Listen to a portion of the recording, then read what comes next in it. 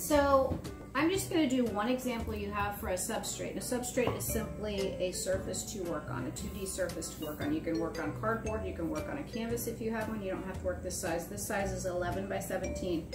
I am going to Mosh Podge, which is that gluey-like substance that dries clear. And I know many of you don't have to have Mosh Podge at home. If you have glue, you can simply add a little water to it in a pie dish, in some little plastic container. A paper plate will work. Hopefully you have a paper plate at home. You can use the clear glue, Elmer's glue, as well for Mosh Podge.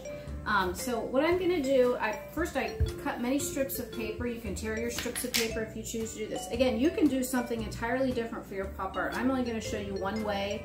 Remember, pop art deals with what is popular in today's culture, and today's culture revolving around, of course, the coronavirus, COVID-19. So I am going to use that as my theme, my subject for pop art. I'm going to do an image on top of this in paint, and I'll probably use some other mixed media materials. But what I did go through first is pick out some headlines that I liked. Coronavirus declared a pandemic. I have people in masks. I'm pretty sure for my image I'm going to show a person in a mask or two people in a mask, kind of in a Roy Lichtenstein pop art style piece on top of this. I'm not sure. I could include text. Remember, if you include text, please do it very neatly. Americans hit pause button on life. I thought that was pretty important. Paid sick leave is a failure cure. So I'm going to put those off to the side because I'm going to attach those when I'm finally done. I just wanted to show you that I'm keeping some headlines. I have a really good image of people in masks, which I might use. So again, if you're using glue or actually have Mosh Podge, if you don't have Mosh Podge, like add water to your glue so it's a little bit clear. And I'm just going to brush the surface of this is vellum that I'm using. I have found that I am actually out of a few art supplies, so I'm using what I have.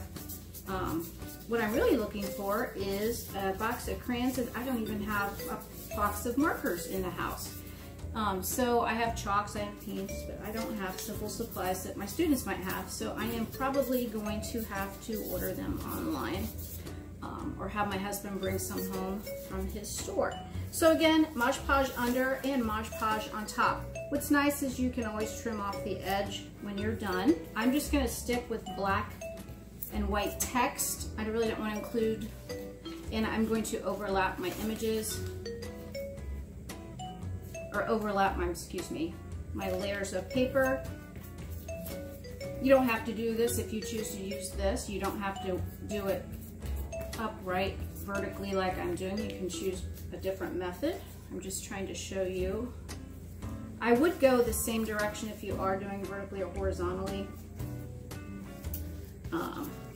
And again, I've sent you many clips of different pop art. You could go to that www.artstory.org. That is really helpful.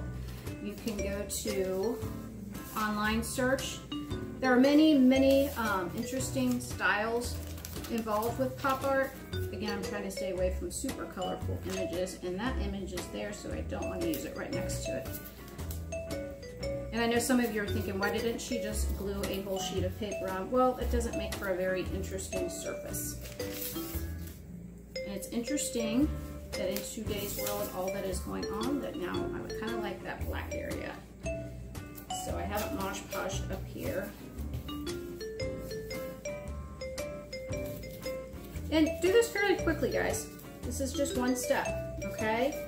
When we come back, I'll have this done and I'm gonna begin drawing, okay? Thanks. Okay, I've got this completely covered, as you can see. If you are doing this on newspaper, make sure you keep lifting it up a little bit so it doesn't stick to your newspaper.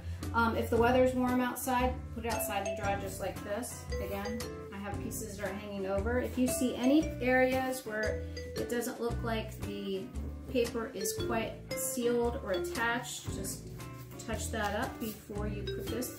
And I would let it dry overnight and it will probably be dry by the next day. So if you're choosing to use this, again, this is just one alternative. I can only offer you Again, you can work directly on canvas. Some of you may choose to work three-dimensionally. Some of you may choose to combine other media. You could collage, like I said, you could work on cardboard if you want. So this is gonna dry overnight, okay? So here are some examples of some pop culture images. I think the one of Trump with the mask over his eyes is kind of humorous, whether you're a Trump fan or not. It's just pretty good parody. Like I said, a lot of pop art is parody or satirical. I am going to use this image. Like I said, I printed it off. You could go through magazines, perhaps, of Abraham Lincoln. And I know most of you probably do not have transfer paper at home. So you can simply scribble across the back to create a value. And you can use that to transfer an image if that is what you need to do. Like I said, this is just one style. This is my substrate of the newspaper, Mosh Podge, totally dry now. And if you look really closely, I've transferred that image. I did not have transfer paper at home, so I just traced this image. But I am going to have Abraham Lincoln with a mask on his face. And then I'm also going to incorporate, I think, red and white stripes as part of the American flag, and to keep that pop art colorful and simplicity of pure color.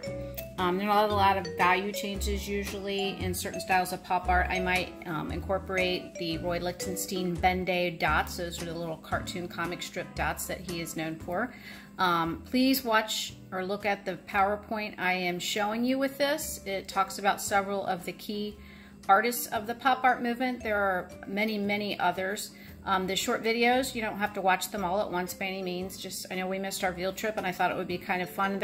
I kept them purposefully short and fun videos.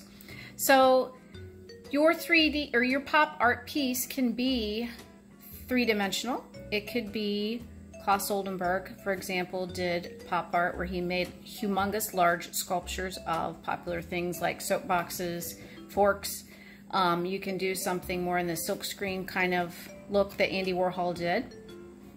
Wayne Thiebaud did popular foods, and hopefully our next assignment will be doing a painting of 3 foods, and we're going to do that digitally, guys. So as soon as I get this traced out, right now what I'm going to do is trace.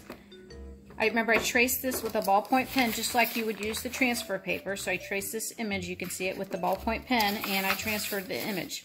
So if you have magazines at home, like I said, I'm only using a newspaper because I just think it'll make it more interesting since my theme and subject is the coronavirus. Okay, so now I'm going to trace and then I'll come back. And I went ahead and drew stripes where the mask area is, you can see, and I'm going to fill that in with red and white. Remember I cut out some extra like titles out of the newspaper that I wanted to use, and I'm probably going to use those within the shirt area down here a little bit. And I'm going to paint the black areas black, and I'm thinking about, but I'm going to look at it, leaving the white areas on this, the mask, and then doing something behind here. We'll see how that goes. So I'm going to go back in and give the black another coat, but I have a base coat of Lincoln, and I'm getting ready to paint on the stripes. And like I said, I'm going to go back and do another coat of the black. And then we'll take a look at it and see how we can make it more pop art. So right now I am painting the Ben-Day dots, which is a lot of work. Like I said, if you want to choose to do the little popular iconic Ben-Day dots within your pop artwork, make sure you use something to trace. It's not just random. Many of you don't have a template, so just use a tiny object. I'm sure you can find something around your house. Be creative about that. You guys might appreciate this. My cat is my only person here. And oh, she's playing with the artwork, sorry. And what I'm trying to decide is whether to use this here, where here also comes from the Dr. Seuss book, Horton Hears a Who. Horton Hears a Who. Hue, get it? Color. That's kind of funny. Or up here. I do think I need the text. I had all this other text cut out, and just wasn't sure. The final piece. Kind of went diagonal on the letter on the bottom instead of straight across. And if you recognize We Are Here from Horton Hears a Who.